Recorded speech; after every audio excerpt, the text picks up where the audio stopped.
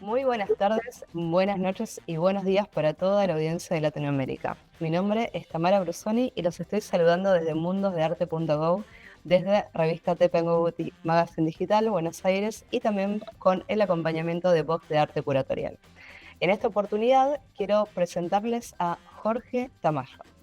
El artista nacido en Cartago, Colombia, se expresa a través del lenguaje visual pictórico.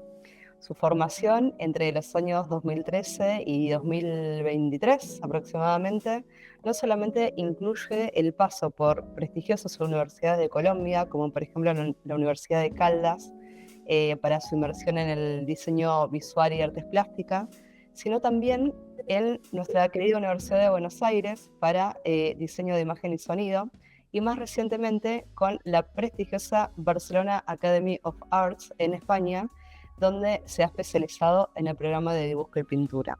Podría decirse que sus obras pertenecen al universo de un mundo figurativo con rasgos fantásticos, pero no lo es todo.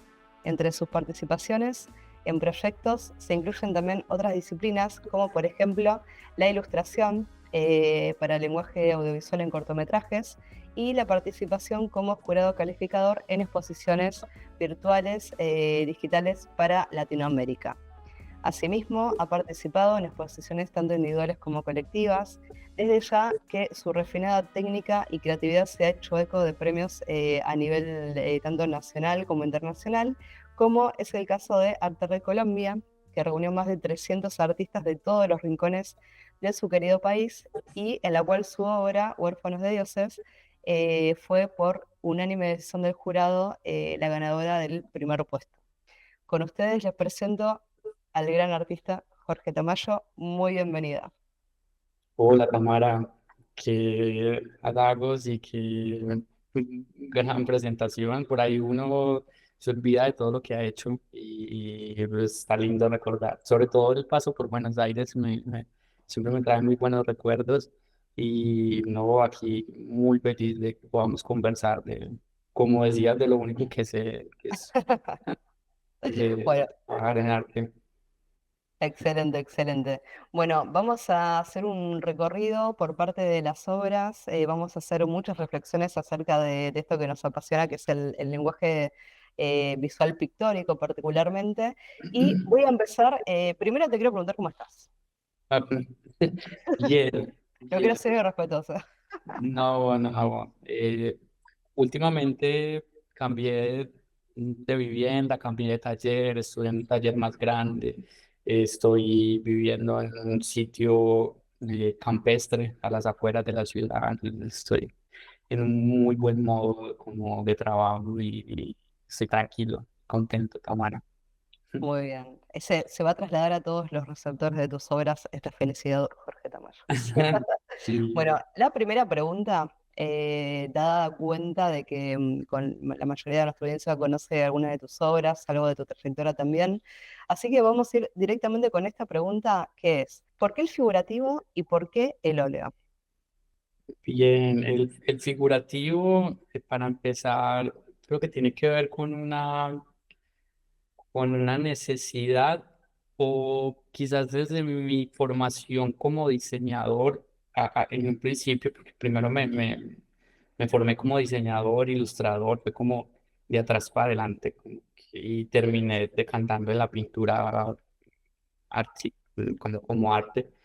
Entonces, te enseñan esta necesidad de comunicar, ¿cierto? En el diseño, todo lo que hagas tienes que, se tiene que entender. Y se va dando uno cuenta que el figurativo es más directo, ¿cierto? Entonces, por ahí se forma uno un poco como más hacia que lo que hagas se entienda. Después, habrán otras maneras, pero digamos que fue como la que yo entendí que se venía mejor a mis habilidades, porque eso es lo otro, yo era mejor haciendo rostros que combinando paletas abstractas, ¿cierto? Entonces por ahí para mí era más fácil expresar una idea con una expresión de un rostro que con una serie de colores. Entonces yo creo que uno se va decantando también como por lo que mejor se le da, ¿cierto? Entonces yo a mis compañeros les hacía los bocetos y ellos me ayudaban con las paletas de colores. Entonces como que por ahí sí, yo creo que elegí más por eso. Y el óleo también viene justo de ese mismo haber trabajado en digital. Yo trabajé en Photoshop por ahí 10 años, ¿cierto? Esa era mi herramienta y tenía mi tabla digitalizadora. Pero llegaba por las noches a pintar con acrílicos. Me gustaba pintar por las noches, y el acrílico tenía esto de que se seca rápido. Entonces yo llegaba y me hacía mi pinturita por las noches después de trabajar. Pero, o sea, te juro que nunca había probado los óleos hasta los 27 años, hasta los 28 años no había cogido un óleo, no sabía lo que, porque realmente el oficio no me lo exigía, ni como diseñador, ni como ilustrador.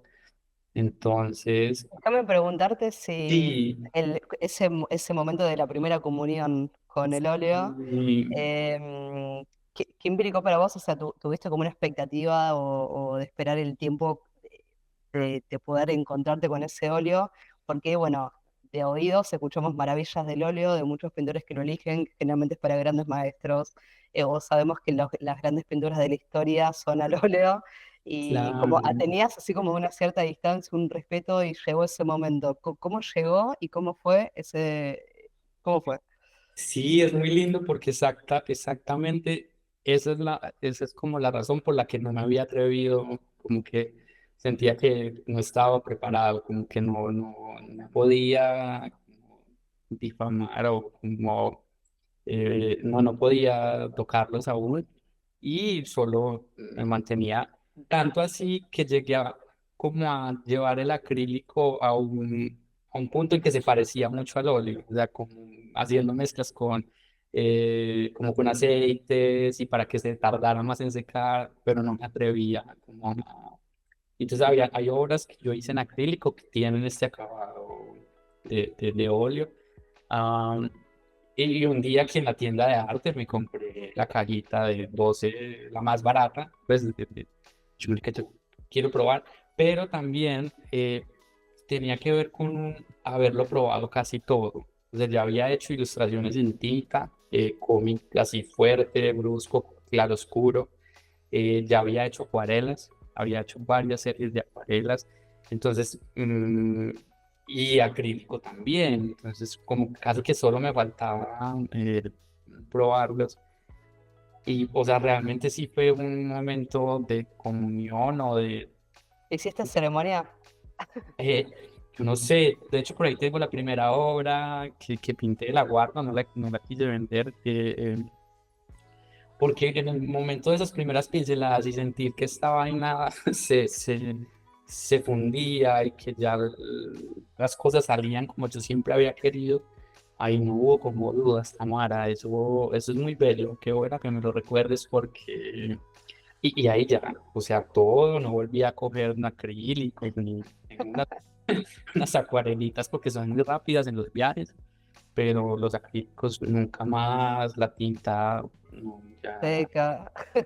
Sí, sí, sí. Y me devoré, o sea, me demoré por ahí todo lo que hay en YouTube sobre cómo pintar al óleo, todo, ya, todo me lo vi. No, y aprendí con YouTube. O sea, no fui Bueno, a clases. es muy de nuestra época, tener por ahí ese acceso, ¿no? Que además es accesible a la demanda de tiempos, de horas que no serían las cuales un profesor estaría dispuesto a dedicar de su vida, ¿no? En la madrugada, Ajá, con ajá. muchas horas seguidas. Jorge, te voy a proponer que hagamos un viaje para seguir abordando algunos temas, con algunas pinturas, de modo tal que para la audiencia sea ilustrativo, sobre los temas que vamos a ir tocando. ¿Sí? Vale. Bien, vamos a comenzar. Eh, Yo sé que tiene una historia muy particular, que tiene que ver con tu formación, que tiene que ver con extraer conocimientos de diferentes lugares y esa aventura que también representa, ¿no? El espíritu de perfeccionista o el de buscar nuevas inspiraciones y demás. Y Ajá. sobre eso vamos a hablar. Primero vamos a presentar la obra, se llama El extranjero, es un óleo sobre lienzo que tiene dimensiones 40 centímetros por 40 centímetros y es del año 2022. Si bien tenemos la reseña en pantalla, me gustaría que la sepamos de tus palabras, enlazando también con la pregunta siguiente, con cómo ves a través de los años, ya llevas más de 15 años abocado a lo que es la técnica, ¿no? De la comunicación a través de la representación. ¿Cómo ha evolucionado en tu trayectoria el uso del color y de la textura, ¿no? A través de los diferentes aprendizajes que has adquirido en experiencias de formación académica o de formaciones con maestros o incluso de YouTube, ¿por qué no? Vale, la pregunta es cómo ha evolucionado, ¿verdad? Eh, El uso del color y la técnica, ¿cómo fueron estas vale. perspectivas entre ese imaginario que uno tiene inicialmente y bueno, la experiencia del oficio va haciendo lo suyo, ¿no? En el camino. Es muy bello como ver eso, porque uno no es consciente, pero sí se ve cómo evoluciona. Pero para que no nos perdamos, pues, te hago como la reseña de la pintura. El extranjero es una obra que hice cuando estaba en Suiza, después de haber terminado la formación en la Barcelona Academy of Arts, que fue mi primer viaje, pues primera vez en Europa. Era un viaje que venía planificando durante muchos años y de repente esas cosas no se dan, uno simplemente se va. Yo cerré el taller y vendí cosas y presté dinero y me fui a estudiar a Europa. No, o sea, no es no hay otra manera, solo irse. Y por eso, pues, cuando terminé, fui a Suiza y estuve como 3 meses. Desde un momento en el que entré como un limbo, que era, terminé mi formación académica, no sé si regreso a Colombia, no sé si me quedo, no sé qué hacer con todo lo que aprendí. Estoy en este país hermoso. Entonces, claro, yo me asomaba a la ventana y veía los Alpes suizos. Es un espectáculo en agosto. Pero yo me sentía como este bichito rojo en medio como de todo este mundo blanco que son como los Alpes. No, no, yo no pensé la obra así, pero sí tenía esta idea de un ser en un lugar al que no pertenece, ¿cierto? Entonces, recuerdo que hay un artista que se llama Paul Neverra, que es un portugués, que yo estaba haciendo un curso con él. Él hace como un ejercicio simbolista que pone como unos grandes ojos sobre los paisajes realistas. Y pues, por ahí me fui como le fui robando cosas. Y esta idea fue como saliendo de a poco. Mi relación con los peces ha sido muy cercana, se repite. Ahora estoy haciendo unas obras nuevas con peces, más de cosas de la niñez. Pues yo no tenía perros, tenía peces. Entonces, y este en particular, que es un pez beta, es un pez solitario, es un pez que vive solo, que tiene como esta característica. Entonces, y también como que tiene estas colas hermosas que se me asemejaban a estos drapeados renacentistas o estos drapeados barrocos. Sí, sí, el Entonces, claro, trabajo de los textiles en la volumetría, en todo. y Además, el pez beta es el que en la pecera no solamente necesita ese agua cálida, sino que siempre está solo. Es verdad. exacto, exacto, sí, sí, me ha encantado. Tengo uno que está por allí en la cocina. Ah, Y también lo que pasó es que en esa época tenía mucho tiempo, estaba como en vacaciones, limbo, entonces le pude dedicar mucho trabajo a esta obra. Terminó siendo pequeña porque eran los formatos que conseguía allá en Suiza, me costaba conseguir formatos grandes y tampoco tenía un taller muy, muy como apropiado. Pero eso es un poco la historia. Entonces el nombre fue al final, y con esta idea del extranjero, de la novela del extranjero, como uniendo cosas. Creo que todo eso se plasmó, se logró plasmar en la mirada del personaje, en lo extraño de su acontecimiento, pero uno siente que podría vivir ahí, ¿cierto? Es extraño, pero tampoco está del todo. No está preso, no está Es, encarcelado, no es hostil, digamos, esa característica. exacto. Y respecto a eso, quería preguntarte, vos venías de esta formación en el programa De de la Academia Barcelona. de Barcelona, teniendo tu primer contacto, digamos, presencial presencial literal, porque la influencia europea en Latinoamérica, la pintura es muy fuerte, sobre todo en estos programas no canónicos que están siempre en las academias de Bellas Artes, bueno, relacionadas con el sistema de las Bellas Artes. Quería preguntarte, cuando te encontraste, bueno, después de tu experiencia en Barcelona, y donde seguramente has recorrido galerías y donde en Suiza seguramente has visitado museos, ¿qué tipo de influencias globales percibiste que puedan ser tanto de índole cultural, social o tecnológica, que sean como patrones comunes que estén modelando el arte figurativo del siglo XXI en coincidencias, ¿no? Que hayas podido ver en Europa o mismo a través del conocimiento también del arte latinoamericano? Yo creo que la primera y en general, como en Barcelona ahorita hay una movida muy fuerte de la pintura figurativa. Yo tuve como la oportunidad de hecho, conocer en la escuela a varios de los pintores que yo admiraba mucho antes de ni siquiera pensar en viajar. Entonces era, y solo porque como que en ese momento o en este momento está pasando, que Barcelona es como un centro muy fuerte, muy poderoso. Entonces está Guillermo Lorca, que es este pintor chileno que admiro muchísimo. Y un día Mal. Sí, sí, sí. aparece en el cartel de la academia mañana jueves, conferencia con Guillermo Lorca para estudiantes. Entonces, como que coincidir con él, y entonces se da uno cuenta que primero el óleo es imbatible. O sea, no, ese es un gran, técnicamente, se ha establecido, no hay rival, el acrílico, no. De hecho, la Barcelona Academy tenía una academia de pintura digital y cerró porque no había tanta demanda como se esperaba.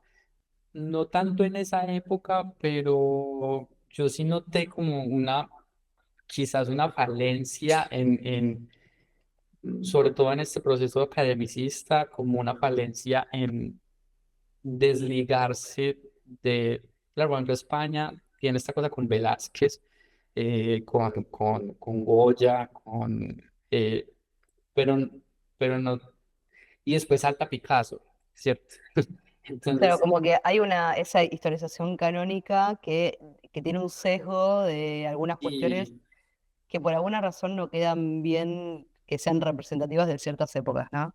sí, entonces, después venimos, ajá, No, pensando en voz alta, perdón, que bueno, que quizás movimientos posteriores con no sé, el advenimiento del romanticismo, hasta que llegan las vanguardias, quizás fue un momento donde en Francia estaba mucho más fuerte, donde se veían, no sé, la pintura de Países Bajos, donde estaba en Inglaterra mismo, en Alemania, como que el romanticismo tuvo tanta fuerza que quizás en ese sentido España pasó por otro proceso histórico de contexto que quizás y, no dejó que fuese tan fructífero, ¿no? A nivel relativo, completamente. claro, y cada uno después como fue como eligiendo y formando a sus artistas, pero también notaba una tendencia que nunca la he compartido, que no sé, se diría como pintar la intimidad. Como yo veía muchos cuadros, incluso en museos, pero de pintores contemporáneos, de esta idea pintar como no necesariamente lo cotidiano, sino como lo íntimo, como estas escenas como en interiores, pero no sé, con objetos muy contemporáneos, con el teléfono, como algo, como una mirada muy Retrospectiva al día a día, digamos, como si fuese el bodegón, pero de la época exacto. moderna. Exacto, eso es una tendencia que noté desde lo figurativo, que yo también a veces, yo no lo hago porque a mí estos bichos no me dejan, ¿cierto? Yo tengo como estos, O no te representa o no te identifica quizás en tu sí, vida. exacto, En entonces, ese sentido, te quería preguntar, por ejemplo, ¿cuál es el rol que consideras, según tu experiencia, que juega en el mercado del arte el reconocimiento de la figuración contemporánea, ¿no? Que por ahí está más relacionada a esto de esta idea de las vanguardias de volver a relacionar el arte con la vida, de tomar objetos que sean más representativos de épocas contemporáneas. ¿Sentís que hay un contraste entre la figuración y los lenguajes más conceptuales?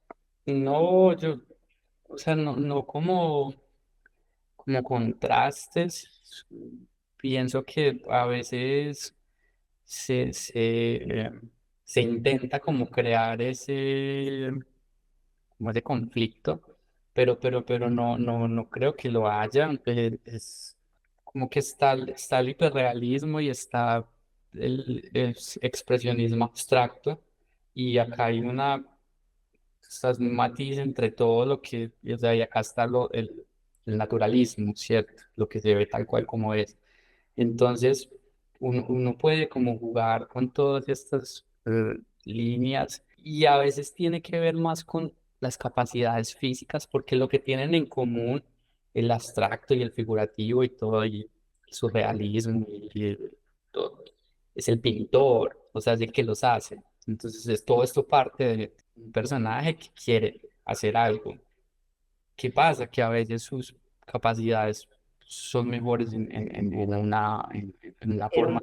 en una técnica que en otra, quizás, ¿no? Exacto, el problema es cuando se intenta imponer esa idea, o cuando se intenta hacerle creer al otro que esa es la idea correcta, que esa es la manera en la que o cuando el propio artista por ingenuidad se presiona o se deja presionar por el mercado de que eso es lo que debía hacer, porque es lo que vende.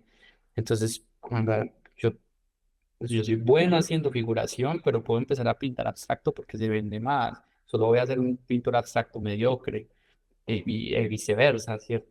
El tipo este que hacía sus manchas hermosas, o sus contrastes de color bellísimos, empieza a aprender a hacer figuración o a hacer anatomía. Cuando yo le llevo 10 años de ventaja o toda una vida de ventaja, pues él va a ser un pintor figurativo mediocre a comparación de...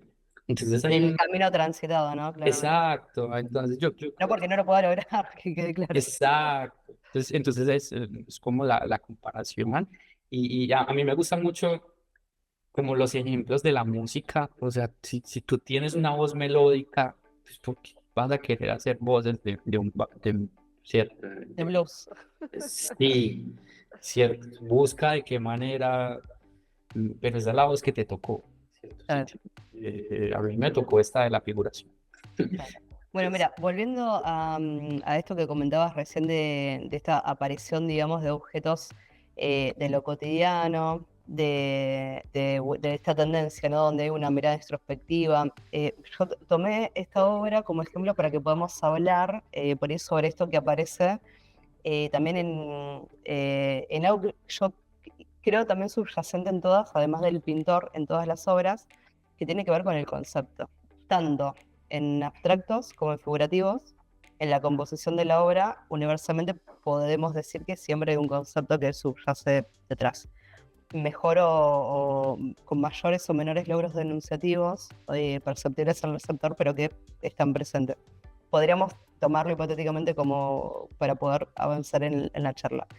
Y en este caso, elegiste ahora a colación de que habías mencionado estos elementos, ¿no? De lo cotidiano, Y de repente, bueno, aparece esta figura del elefante en un cuarto que le resulta minúsculo a las proporciones físicas, bellísimamente trabajado en la técnica figurativa, en la paleta cromática. No sé si todos en la casa tengan quizás un medallón con una medusa en Latinoamérica sobre todo, pero bueno, históricamente Medusa siempre era como una suerte de protectora que aparecía en muchos talismanes de los guerreros de las epopeyas, de los héroes, en la puerta de los hogares también, con una larga historia que no viene a colación en este encuentro en particular, pero sí quisiera retomar esto del concepto y también de esas formas, ¿no?, de libertad que podemos pensar hoy aceptadas como no antaño, justamente que son elementos que nos trajeron las vanguardias, antes no aceptadas por las bellas artes canónicas,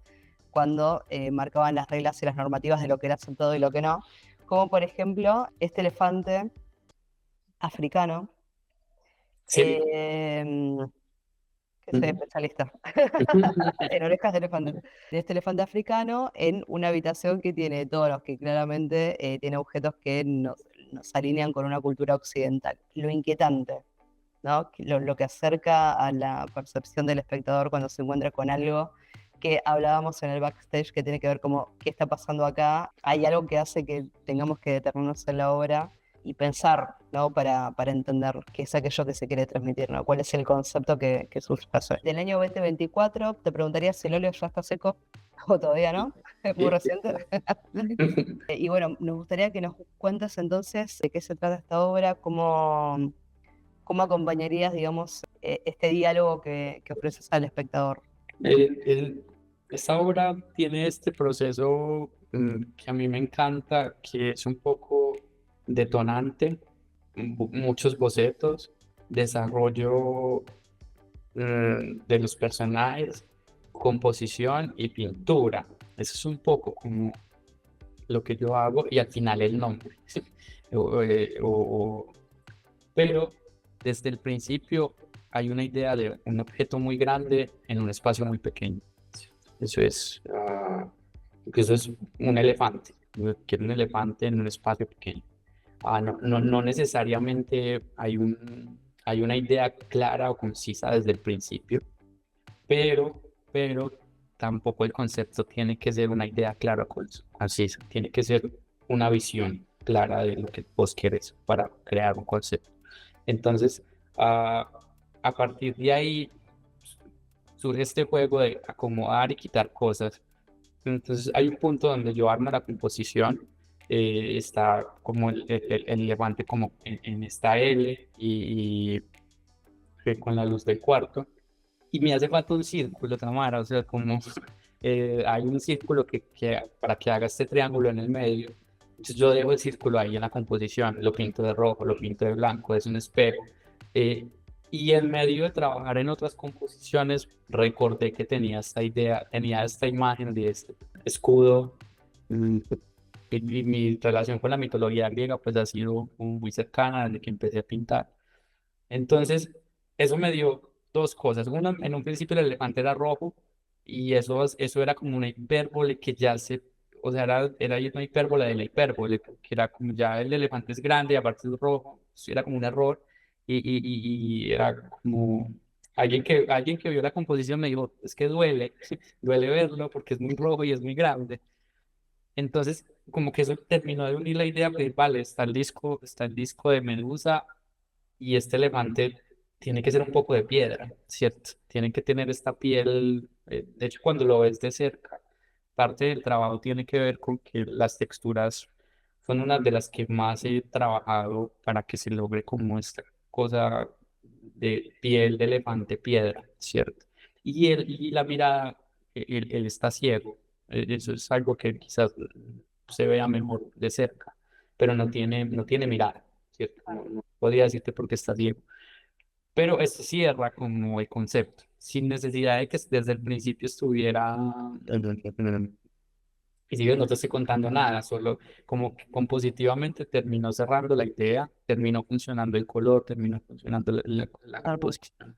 Bueno, de hecho, quizás el extrañamiento que produce ver el elefante fuera de su sitio natural evoca esa cuestión pétrea, la Ajá. muerte del elefante, ¿no? y también un juego quizás en alusión a enfrentar a esa medusa, ¿no? Como un Y efecto de consecuencia, ¿no? De quizás haberse enfrentado incluso a un constructo social como es el tema de la mitología, como una tensión entre el mundo natural y el mundo creado, podríamos decir. sí, había una idea de que por ahí tú estás viendo el elefante como alguien que acaba de entrar a la habitación. O sea, como que el punto de vista es un poco alguien que acaba de entrar y la medusa te está mirando a ti, ¿cierto? O sea, como que también es un poco... entonces, María no es el elefante, María es la dueña del cuarto. Entonces, eso son como cosas que ya se van puliendo al final, como donde uno ya se divierte, Sí, un juego narrativo en el enunciado, no solamente en la enunciación, a exacto. partir de la técnica. Y bueno, en esta obra es justamente quizás esta combinación genera una tensión entre lo figurativo y lo alegórico, ¿no? ¿Qué decisiones consideras que son importantes hablar a la hora de mantener o desdibujar esta frontera entre lo figurativo y lo alegórico? Hay decisiones que, digamos, en el trayecto de la composición o la creación de la obra, como esto que contabas, ¿no? Lo del elefante de color rojo, donde decir, bueno, hasta acá hay un límite. ¿Te sirve o es habitual, por ejemplo, de servirte de miradas de terceros durante el tiempo de la composición de las obras? Sí, pues lo de lo figurativo, lo alegórico y como es este proceso, la palabra clave es como el misterio, que no se, que se mantenga, ¿cierto? Por más que haya una alegoría de o haya una representación de, debe haber algo como en el misterio y también como este concepto del absurdo, de cosas que están donde no deberían estar, pero aún así están, ¿cierto? Este concepto del absurdo es como algo que yo insisto en este cuadro del ángel y conejo que vamos a ver más adelante, eso. Ah, lo estamos viendo. Vale. El extranjero también tiene esta idea del absurdo de personajes que están ahí, viven, tú eres consciente de que están ahí, pero o sea, no deberían estar ahí. Porque hay algo que yo intento y es que ellos sí pertenecen a ese mundo, ¿cierto? No es fantasía, esto es un mundo donde ellos sí pueden vivir. Eh, entonces, mi límite entre lo alegórico y la representación es, o crear una narrativa es que se mantenga el absurdo o que se mantenga este misterio, se mantenga la pregunta. La idea es que no, si tiene si lo respondes muy rápido, yo creo que no funciona el cuadro, ¿cierto? Es un poco como el límite. Y lo otro que me preguntaba sobre la visión Opiniones de terceros. de terceros, sí, yo suelo ser muy reservado con los procesos, sobre todo el detrás de cámaras, los primeros con bocetos, los primeros me los reservo mucho, pero hay un punto donde tengo tres, cuatro personas de confianza que siempre les estoy mostrando y cuya opinión es muy importante. No necesariamente siempre lo hago lo que me dicen, pero es bueno por ahí tener la mirada de otro, sobre todo de alguien que no es del oficio, no son pintores, ninguna de estas tres personas son pintores, entonces es, es, Completamente de acuerdo. es maravilloso como alguien puede ver las cosas tan diferente a ti. Bien, vamos a continuar. A menudo se dice que la figuración moderna, sobre todo, bueno, en este movimiento, digamos, de vanguardias, e incluso de las neovanguardias, para ser vanguardias necesitan tener un diálogo constante con el pasado, con diferentes técnicas, con movimientos, con aquellos modos de, sobre todo, bueno, de representación mimética, hasta el momento en que da un pie adelante el camino hacia la abstracción. ¿De qué manera, más allá no sé si tenés una autopercepción vanguardista o no, pero más allá de eso, que no viene tanto a colación, sino que me gustaría tener una reflexión acerca de cómo tus obras establecen este diálogo con la tradición pictórica. Eso es muy, muy bello porque yo he sido como se dice, un romántico, un defensor del pasado, siempre, desde incluso como persona, con la ropa, con los objetos, más allá de la nostalgia, no, yo tenía también un respeto por el pasado, por los que han hecho las cosas bien. Entonces, mi primera intención cuando empecé a pintar, claro, puedes empezar a buscar tutoriales en YouTube de cómo pintar al óleo, pero entonces te encuentras con que hay de todas las épocas, de todos los estilos, de todo. Entonces hay una pregunta clave que es como, ¿por cuál de todos? Porque esa es la diferencia con la academia. La academia ya te tiene un programa y te lo dan y te lo tienes que comer. En cambio, cuando tienes todo el buffet para ti solo, tú elegir de eso. Entonces yo elegí el pasado, ¿cierto? Más allá de elegir lo abstracto o el hiperrealismo, bueno, algo más contemporáneo, yo empecé por cómo pintaba Da Vinci, cómo pintaba Caravaggio, cómo pintaba, porque yo he sabido, o mi forma de proceder, incluso cuando trabajaba, es que todo lo que hay ahora salió de allá. O sea, por más que se intente negar a veces el pasado, en la literatura, después de que uno lee la Divina Comedia, entiende muchas cosas de la literatura. Después de que ves Ciudadano Kane o ves los clásicos del cine, entiendes Los Simpson y entiendes todas las series. Entonces, hay como una corroboración de que hay que entender el pasado, no necesariamente defenderlo o copiarlo, pero como entenderlo y estudiarlo para poder, como, no sé, hacer algo decente. Entonces, creo que empezó desde la formación, Tamara, ¿cierto? Entonces Mm. yo me consumí todo sobre... No me gustó tanto la técnica del Renacimiento por veladuras, entonces vamos a ver la técnica veneciana, que ya era pinceladas y veladuras. Bueno, ya después viene un poco Rembrandt, y que era más libre, y por ahí me empezó a gustar más, y después Caravaggio me obsesioné. Lo Y, sufrimos. sí, y aún sigo con ellos. De hecho, yo tengo una lista acá de cosas como consejos para mí mismo. Y hay uno que dice como, cuando tengas dudas, mira a Rembrandt, ¿cierto? Entonces, Wow. ese es uno de mis... Entonces me acuerdo, cojo mi librito de Rembrandt. ¿Cómo es que decía este blanco? Miro mi Dos librito de frases me trae de colación. Una es que no es importante saber a veces, sino tener el teléfono del que sabe, que en este Rembrandt. caso sería Rembrandt. Y la otra, un poquito más formal, es esa frase que dice sobre hombros de gigantes, ¿no? Podemos ser enanitos, podemos ser jóvenes, podemos estar en los pañales del siglo XXI, pero probablemente con un trabajo tan exquisito de investigación que se ha hecho a lo largo de siglos respecto a lo pictórico, probablemente si nos subimos a esos hombros podemos ver más lejos todavía, ¿no?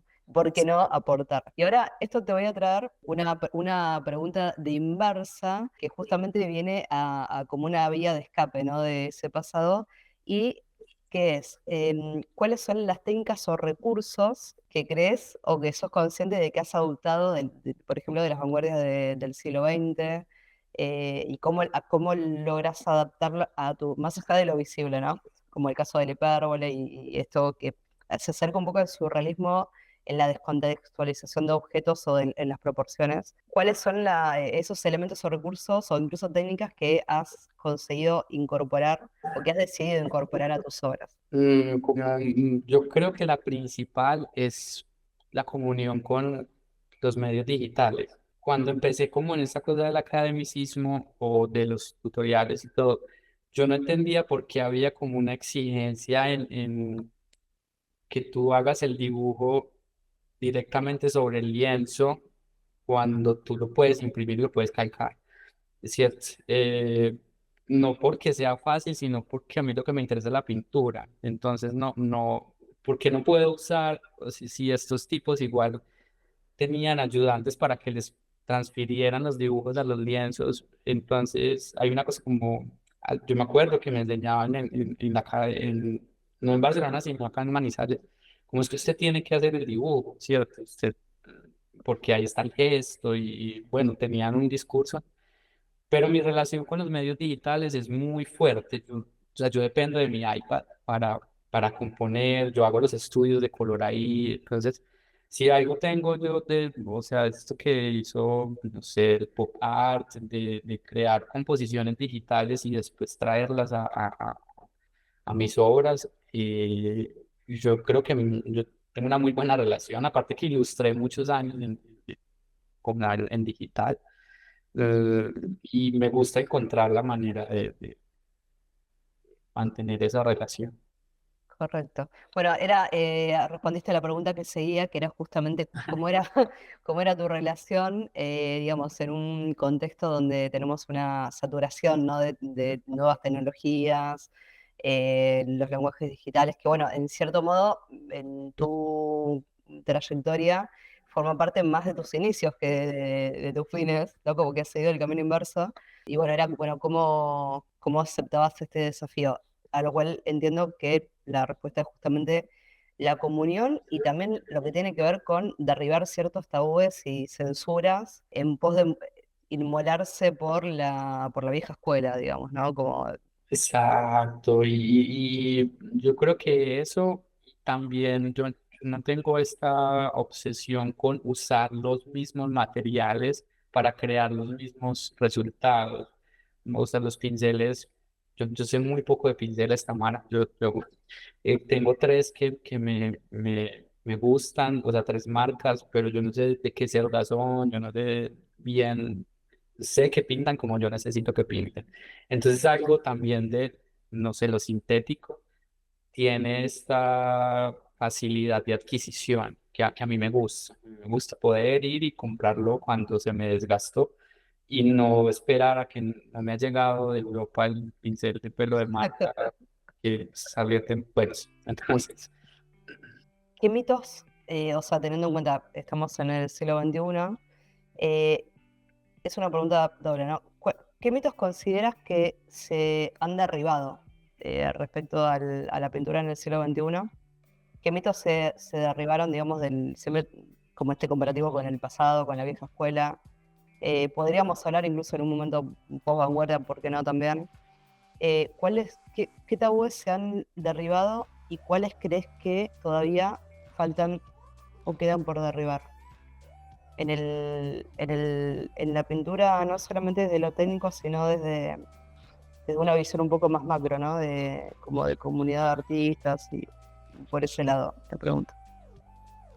qué interesante esto de mitos derribados, porque, claro, uno va como comprendiendo esas cosas a medida que va como avanzando en el trabajo. Yo diría que mitos derribados, O tabúes también, ¿eh?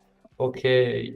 Puede mm, ser desde lo personal, también uno no puede ser abarcativo a nivel universal, pero como esto sí, de los óleos, ¿no? Que de repente llegó el momento y no hubo vuelta atrás. bueno, sí, bueno, bueno, que si te lo explicaba, era con el óleo no tiene rival, pero eso no es uno que se ha derribado, solo ha crecido más, y es que todavía sigue siendo de 500 años, ¿cierto? Se puede corroborar 500 años atrás. Ah, creo que hay uno que a mí me, me inquieta y tal vez yo no lo quiero dejar derribar, que es el del artista solitario, ¿cierto? Creo que eso está muy romantizado. Yo, yo elegí pintar un poco por mi personalidad como introspectiva, pero, pero hay hay una cosa que ya el artista solitario no funciona tanto como en esa época, porque estaba esta magia de Da Vinci, que se encerraba y de repente salía algo maravilloso. Eso ya no existe un poco por esta capacidad de meterse en la intimidad, ¿cierto? Como exponerse o ser fácilmente ver como unas fotos del taller del artista, hay pintores de los que no se sabe absolutamente nada. Entonces, digamos que ese mito se derribó, como el del pintor solitario, o que hacía magia. A mí me gusta creer, no sé, en Paganini, que Paganini le vendió el alma al diablo y eso, yo creo, yo quiero creer eso y quiero que se me aparezca un día el santo también. Pero ese es uno que se derribó, pero Un que Fausto, un Fausto de... exacto, exacto. Creo que ese es uno. Después hay muchas con el mercado. Yo personalmente terminé derribando esto o quitándomelo, de que uno puede estar totalmente ajeno al mercado. Mm, Porque hay una diferencia entre pintar para el mercado y ser parte o sea, realmente cuando empecé a trabajar con las galerías, con Andrés, y esto que estamos haciendo nosotros, se da cuenta que no solo es como una necesidad, sino como que te alimenta también. Hay Eh, una convivencia, ¿no? De consciente de que quizás está este lado, bueno, de lo canónico, del academicismo, continúa vigente. Por y otro lado, hay centros culturales que están más relacionados justamente con acciones sociales, otros que pertenecen a otro tipo de búsquedas que permiten hoy incluso generar estas comunidades digitales, ¿no? Como cardúmenes que pueden nadar a la par con estas oportunidades, aunque uno pueda tomar sus momentos de aislamiento y en otros momentos comunicarse y como mirar por la ventana y ver qué está pasando eh, y sí, es un alimentarse, poco ¿no? como Nutrirse. la manera de poner al servicio lo que uno hace, como al servicio de los demás, ¿cierto? Como el mercado es como el puente entre lo que tú haces y que otro lo pueda apreciar o adquirir, no, o sea, no pintar por el dinero, sino usar el mercado también como un medio. Entonces, ese es uno que yo derribé, como que uno también empieza, yo pues he sido un espíritu rebelde, Muy bien. ese Pintores contemporáneos que también están en búsqueda, indistintamente de si están en un nivel o en un camino particular de lenguaje más abstracto o más figurativo, pero me imagino que en esos momentos, ¿no? Donde uno tiene la posibilidad de entablar un diálogo, donde se construye a través de compartir un seminario, por ejemplo, como un vínculo de simetría, donde quizás se te da como un poco más permitido romper tabúes y preguntar qué piensa el otro, por ejemplo, respecto a esto del uso de lo digital para tener una base del dibujo, ¿no? Se dan charlas donde entre pintores compartan inquietudes de este tipo de tabúes o de cuestiones, o son más distantes. ¿Cómo viste el panorama así a nivel internacional, digamos, en ese punto de encuentro en Barcelona? No, allá las conversaciones, o sea, sí se da la conversación, pero mira que lo que yo me he sentido muy privilegiado, y eso lo hablaba una vez con Andrés, sobre todo él también me lo hacía ver, era que el haber hecho este camino a la inversa me permitió como, ¿cómo se dice? Como tachar inquietudes que quizás todos los que se iniciaron solo en la pintura académica aún tienen. Cuando por ejemplo, yo me siento a hablar con pintores que lo único que han hecho todavía es pintar, tienen esa inquietud de si las herramientas digitales les ayudarían, ¿cierto? Y este temor, como el mismo temor que yo tenía con el óleo, ellos la tienen con lo digital, ¿cierto? No es tanto, bueno, un temor, sino como este respeto a si les puede ayudar o no en el proceso, porque las preguntas para mí son siempre, ¿y usted cómo lo hace? Y enséñeme. No es un rechazo, es pero entonces yo creo que es un privilegio como haber incursionado y poderlo usar ahora y no estarme preguntando si Photoshop me puede ayudar. No, eso ya está en mí. Es Eh, parte de estar al lado de los pinceles.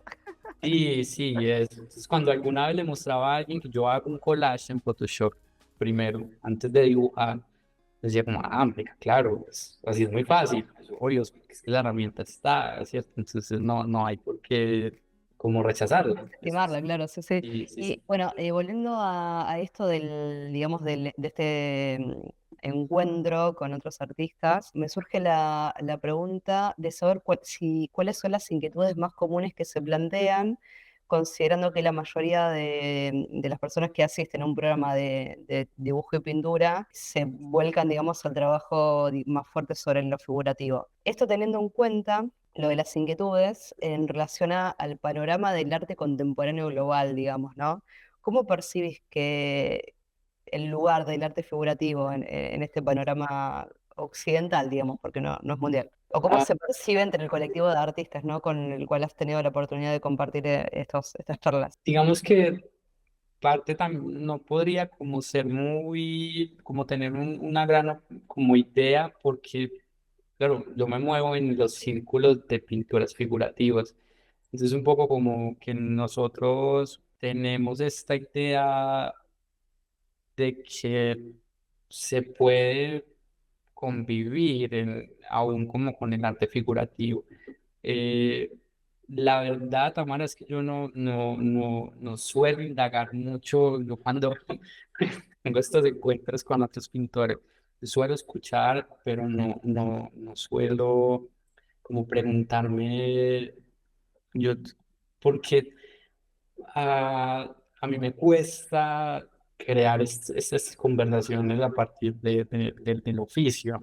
Yo siempre suelo como disfrutar conversaciones ¿Y como cómo esa. hiciste esto? ¿Y cómo hiciste? Es exacto, exacto. Bien, dos preguntas te voy a hacer para continuar. Mientras tanto, estamos degustando la obra Capricho, que es un óleo sobre lienzo. Capricho surge de una idea de una cabra subiendo por las escaleras. Luego el juego de lo absurdo desencadena la situación de la mujer. Yo, entre paréntesis, me pregunto por qué no la del hombre. Pero continuando, el nombre se refiere al origen de la palabra capricho, que viene de capra, cabra en latín, y de la testarudez caprichosa de esos animales y de esas ideas. Después voy a preguntar de esas preguntas que quedaron pendientes, pero una de las alegorías que me parecen fascinantes es cómo el capricho generalmente tiene un camino ascendente. Luego obligan a bajar ese capricho terceros, pero Ujú, generalmente el capricho desenfrenado sube una escalera ascendente de eso, no ujú. queda ninguna duda.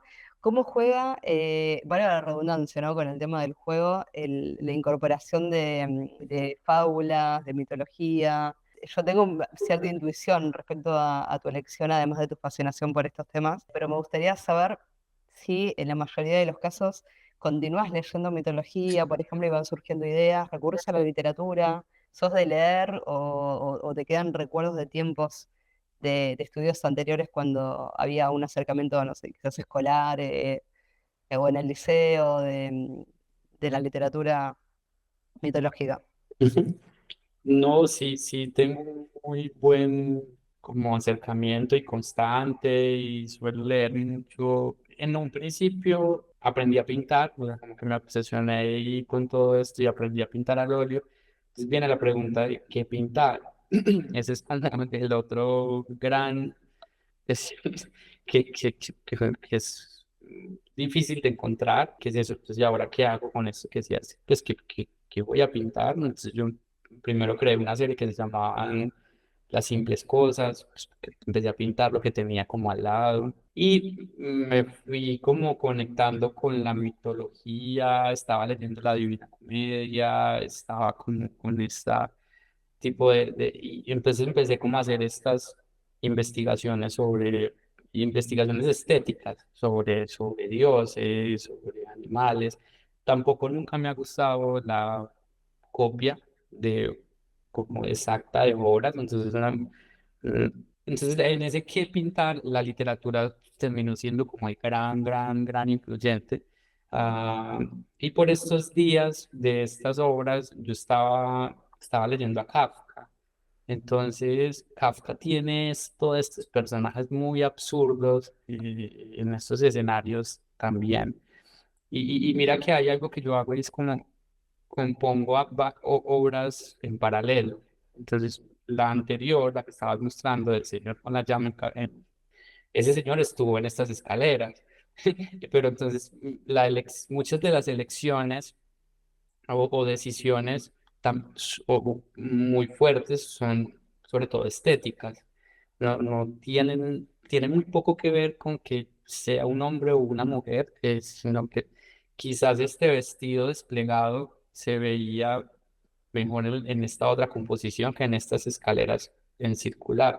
Entonces, yo los cambiaba y movía uno para el otro señor. Él no era un señor, era un león azul. eh, y después lo que te dije era una cabra. Y en medio de todo este proceso, las composiciones van surgiendo por sí solas. Yo siento, Tamara, todo el tiempo que yo estoy como ilustrando una historia que no conozco. Entonces yo estoy como probando a ver cuál es el personaje que encaja en ese momento de la historia. Pero yo no sé bien. Y cuando está ahí, siento que ya funciona. Entonces, un poco de las dos, mitología, pero sin caer en la alegoría precisa. Después el nombre me ayuda a crear un concepto quizás más cercano, pero podría llamarse de muchas otras maneras. Totalmente. Bueno, voy a volver a las preguntas que quedaban pendientes. Una era sobre en diversos momentos de la historia y sacando quizás los talleres o los maestros con sus aprendices en el arte. Anteriormente, podríamos pensar que un secreto revelado era como una semilla que podía florecer en personas que supieran, ¿no? Cuanto más personas supiesen o conocieran de un descubrimiento, de un invento, se entiende ya que esa buena acción de compartirlo mejoraría a la sociedad toda, ¿no? En última Ajá. instancia. Pero después aparece un momento, no sé si, pero quizás tenga que ver con esta creación del artista genio, del romanticismo, donde de repente aparece la figura del autor, el estilo del artista, etcétera, etcétera. Y entonces ahora esos secretos o esas recetas de estilo de autor son guardadas muy recelosamente, porque bueno, de repente en un mercado de oferta y demanda, ahora los otros pintores son competencia, ¿no? No sé si no vale universalizar seguramente, pero ¿con qué te encontraste en ese seminario, ¿no? Que decías, bueno, le preguntabas a otros compañeros cómo habían realizado tal o cual cosa o si hacían una técnica específica. ¿Con qué situación te encontraste? ¿Fue una situación, digamos, como generosa o más reticente a... ¿Qué te pasó? Ah, ok. No, yo creo que eso es muy de cada persona. Esta decisión de compartir o sea, me acuerdo de un par sobre todo de profesores, que, o sea, unos que lo daban todo, o sea, en cada clase como que no descansaban si no te daban toda la información. Y uno quedaba hasta un poco saturado porque te enseñaban tanto y estaban los que tienen este aire de misterio, como de cuando lo logre, le revelaré el siguiente, ¿cierto? Entonces son este otro tipo de profesor que mantiene ese algo de misterio que no está nada mal tampoco. Y lo que sí, o sea, lo que sí me encontré más allá de los secretos es que todos somos como gente obsesionada con pintar y tenemos los mismos temores, las mismas inquietudes, algunos alcanzamos como unos picos de seguridad por momentos y después se nos baja todo. Entonces, como que eso, sobre todo, así fue como una gran revelación de que solo somos personas obsesionadas con la pintura. Pero tenemos las mismas inquietudes, los mismos, y ya esto del misterio es un poco de cada uno.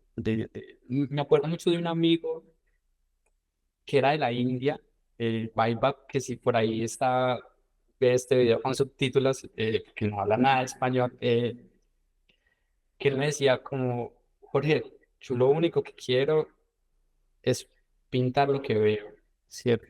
Yo no, yo quiero aprender a pintar lo que veo, yo no tengo ideas, yo quiero saber cómo la luz pega sobre las cosas.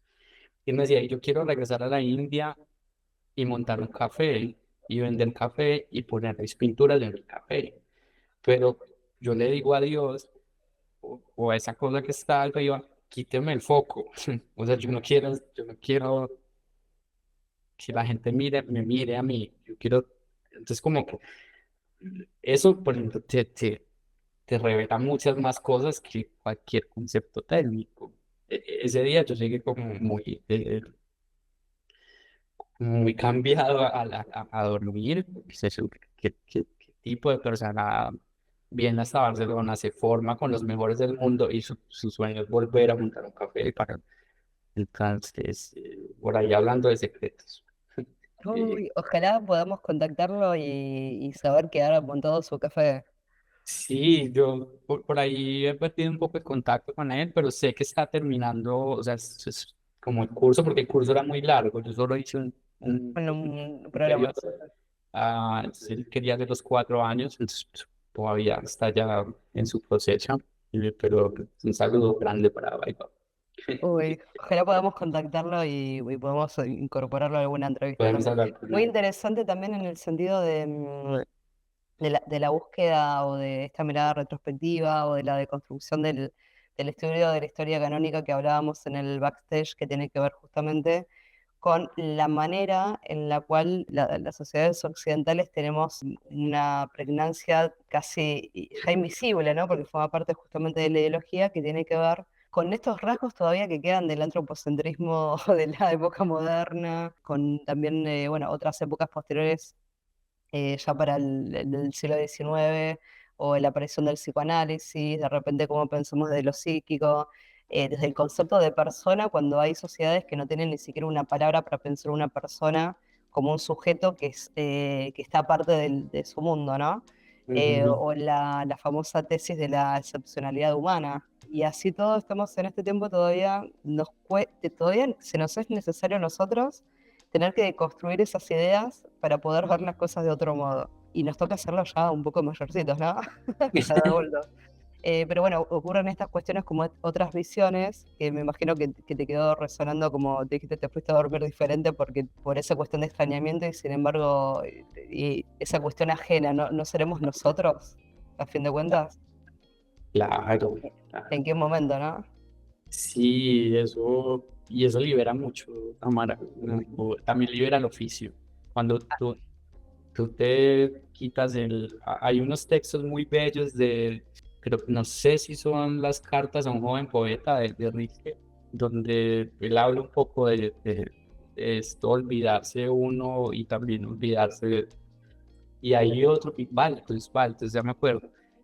Baltos tiene unas cartas y en una dice, para sentarse a pintar hay que orar y hay que quitarse la máscara del yo. Es como hay que hacer eso antes de sentarse y uno se libera de todo. Es esta cosa que no es como el centro del universo. Trato de hacerlo cuando se puede. Totalmente, totalmente. Bien, vamos a avanzar. Ahora también viendo una obra que está muy ligada a tu fanatismo, si se permite el término de la expresión del término, perdón, al estilo de Caravaggio, ¿no? A esta época del oscurantismo y a tomar también esta historia que de oralidad llega hasta nuestros días. Textos que se han recuperado, ¿no? Que no fueron canónicos en su momento, pero que tienen una larga historia, sobre todo en la zona de Mesopotamia, la zona más del Medio Oriente, ¿no? Que tiene que ver con Lilith, como una figura de una deidad femenina que justamente hace las veces de una visión, digamos, más negativa, vengativa, o quizás ese lado oscuro de la luna que no suele mostrarse en otras divinidades como Venus o Afrodita, que siempre son como muy positivas, si se quiere. Ah, ¿Qué puedes contarnos de esta obra que se titula Lilith llega tarde? sí, esta tiene todo lo que me gusta. Me acuerdo que estaba viendo una peli que se llama Algo con el cangrejo, una peli muy vieja italiana. eh, te debo el nombre, Tamara, y te lo mando cuando... Y había un fotograma de un padre, como una escena, eh, agachándose a hablar con su hijo, con justo esta luz y esta contraluz. Eh, yo suelo guardar pantallazos de composiciones o escenas de películas, tengo muchas, y ese es un detonante, ¿cierto? Era como esta luz, yo necesito pintar algo con esta luz, y empecé como a componer en él, y lo mismo, tomé unas fotos, encontré como esta posición de la chica dentada, eh, y después está este libro de Borges que se llama El libro de los seres fantásticos, de los seres imaginarios, el libro de los seres imaginarios, eh, que yo suelo consultar. Y me encontré con la historia de Lilith, que tiene ahí y me acuerdo que me gustó mucho esta idea de que quizás Lilith estuvo antes que Eva, o fue como una parte, La quizás, primera mujer de Adán exacto, se eso me parece. menciona como tal, sí. Porque eso es como este mismo trabajo de la filosofía o este mismo trabajo del arte, te cuestiona lo que ya creías que existía o que ya era así. Yo nunca me había preguntado si hubo alguien antes de Eva. Entonces, como que un poco los nombres terminan siendo sobre lo que estoy leyendo, por eso por ahí yo tengo como estos personajes que se repiten, que para mí son como actores. eh, este conejo que a veces es grande, a veces se disfraza, o a veces es pequeño y ahora es conejo. Entonces, solo los uso como para que representen esa escena. Eh, Fue más este chispazo o detonante de esta película, y coincidió con lo que leía por esos días.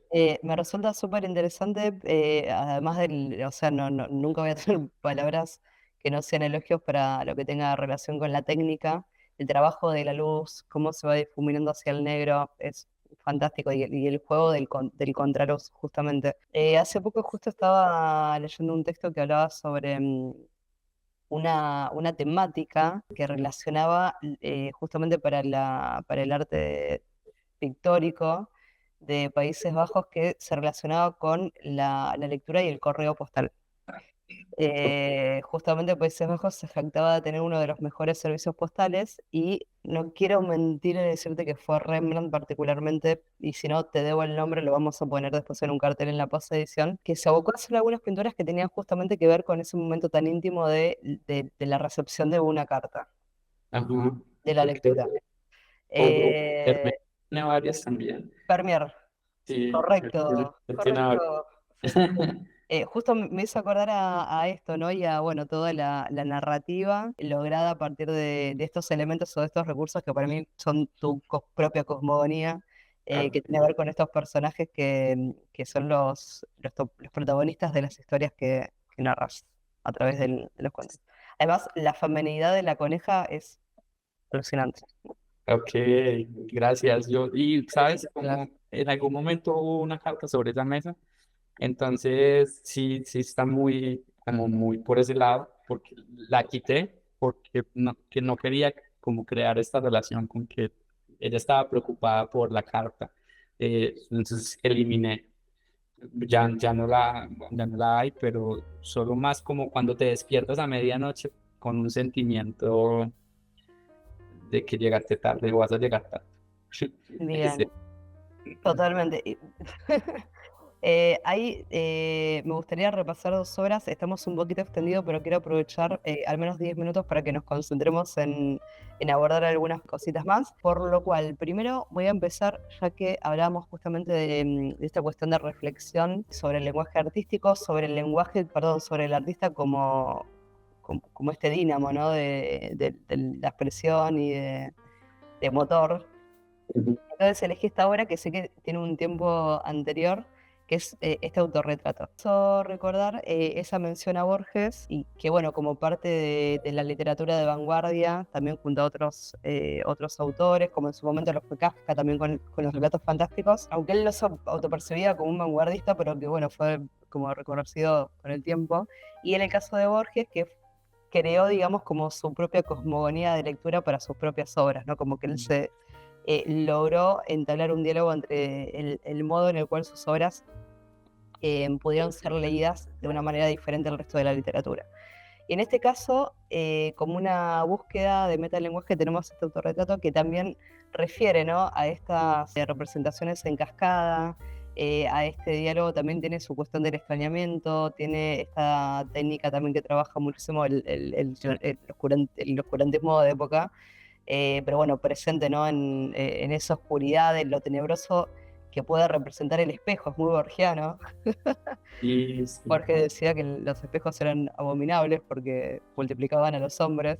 Ujú. Y bueno, justamente en esta cuestión de que el espectador desapercibido entiende el juego del reflejo en cascada, pero con la particularidad de que no es un reflejo normal de un espejo, sino que es un pozo al abismo. Exacto. Ajá. Sí, es una obra del todo borgiana, como de una historia dentro de la historia, desde el hombre que se sueña, que sueña, que sueña. Esta idea fue muy así, muy este hombre que se repite a sí misma. Y esta obra, de hecho yo la tengo, esta obra no se vendió, yo la conservé porque tiene como esa esencia de las primeras ideas que son como muy frescas, como muy sin miedo, ah, muy personales. Espontáneas también, ¿no? Sí. Exacto, exacto, y solo fue como tengo esta idea, la pinto, sin mucho misterio. Bueno, yo tomé la foto con el espejo, hice la composición en Photoshop. Quisiera preguntarte, redondeando estos temas, ¿qué hay del Jorge Tamayo que inició sus estudios o su camino al dibujo y a la representación en el Tamayo de hoy, No, cuando mira, toma sus obras? ahí yo, sí, yo siempre me he sentido como el mismo. A mí me gusta poner música y sentarme a dibujar. Ajá. Y ya. Y eso desde que soy muy niño, desde que tengo como esta habilidad, eso es lo que siempre me ha gustado. Y para lo que yo trabajo todos los días es como para poder sentarme a seguir haciendo eso. Entonces, como esa chispita, esa llama de poner música y sentarme a dibujar. No, no hay más, no hay más. Después, sí. Pregunta ahora, en Ajá. ese momento que te estabas acordando que te lo vi en las pupilas, ¿qué estabas dibujando cuando te recordaste de niño del primer dibujo que te acuerdas que estabas muy orgulloso? El que le No, fuiste corriendo a mostrarle a papá, ah, mamá, abuelos o a quien estuviera cerca. no, tenía un cuaderno lleno de Dragon Ball, en esa época, lleno de todos los personajes de Dragon Ball. Y me acuerdo pues como tener ese cuaderno. Aparte mi mamá me regaló ese cuaderno para que hiciera dibujos. Y me acordé de ese dibujo, era un cuaderno rojo. Ah, Lo vi en tu rostro. sí, sí, pero esa sensación es la constante. Después uno tiene experiencias y inquietudes. Hay como las pinturas van cambiando más por inquietudes que por un cambio radical. Bien, vamos a la otra pregunta. Vale. ¿Qué te pasa, Jorge Tamayo, cuando ves tus obras? Ah, qué lindo eso, porque hay creo que dos tipos de sentimientos. Uno, que no me pertenecen, como, o sea, te lo juro, hay un momento en el que digo, ¿esto qué es? ¿Esto de dónde salió? Ni siquiera sé muy bien cómo las hice. Hay unas y hay otras que siento que mm, de las que no me quiero desprender, ¿cierto? O sea, están estas que ya se van y están lejos y pues, me rechazan un poco. Y están, ¿no?, estas otras que quiero como mantener a mi lado. No sé si es para seguirles trabajando o porque no las quiero mostrar. Son como dos sentimientos. Ah, porque en estos días me pasa con estas personas que yo te digo que miran las obras o las composiciones antes de... suele suceder que cuando yo les estoy mostrando una idea muy desarrollada, ven como los bocetos de otras ideas y me terminan diciendo como, parce, ¿por qué no hace esta otra idea que es mejor? ¿Cierto? O sea, las ideas que yo no quería mostrar terminan siendo las mejores. Entonces están estas dos. Me pasa mucho esto de que, por ejemplo, con el conejo, el margen y el conejo, esa obra, tengo una distancia muy grande con ella. No, no, no, hay cosas que no me acuerdo, como las hice, Tamara, no sé, siento que no me pertenece. Y el autorretrato es muy mía. Es una obra que me gusta tocarla, me gusta tenerla cerca, eso. Pero no hay un juicio. Ya después de que están terminadas, no tengo juicios, ni son buenas, son malas, solo esos dos sentimientos.